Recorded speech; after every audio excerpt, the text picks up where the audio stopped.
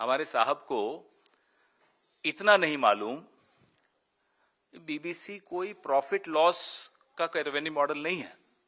जितने भी सब्सक्राइबर हैं बीबीसी के, वो एक लाइसेंस फीस पोस्ट ऑफिस में जमा कराते हैं। पोस्ट ऑफिस वो लाइसेंस फीस बीबीसी को दे देता है और उससे तनख्वाहें चलती हैं। कोई प्रॉफिट लॉस नहीं होता उसमें। इनकम टैक्स डिपार्टमेंट भारत का, उसका कोई रोल ही नहीं है। इससे साहब को क्या फर्क पड़ रहा है? साहब के अतीत पे कोई प्रकाश डाल दे या कोई अतीत को सामने खंगाल कर ले आए तो वो उस आदमी का, उस मीडिया हाउस का भविष्य बर्बाद कर देंगे। ये है इनकी असलियत। यही बीबीसी 2014 से पहले तो साहब उसके बारे में भाषण दिया करते थे कि साहब हम तो भरोसा ही बीबीसी पर करते हैं। आज क्या हुआ?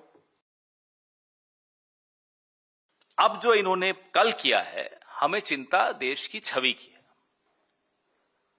पहले आपने फिल्म पे बैन लगाया कि यहां स्ट्रीमिंग नहीं हो सकती।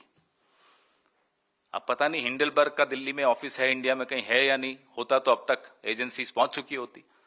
अब पता नहीं कोशिश कर रहे होंगे कैसे उन देशों में जाकर अपनी एजेंसी को भेजें। मुझे लगता है इनको ईडी, सीबीआई, इनकम टैक्स का अब अलग अलग देशों में एक फ्रंटल ऑर्गेनाइजेशन तो इनकी बनी गई है। अलग अलग देशों में इनकी शाखाएं बना देनी चाहिए।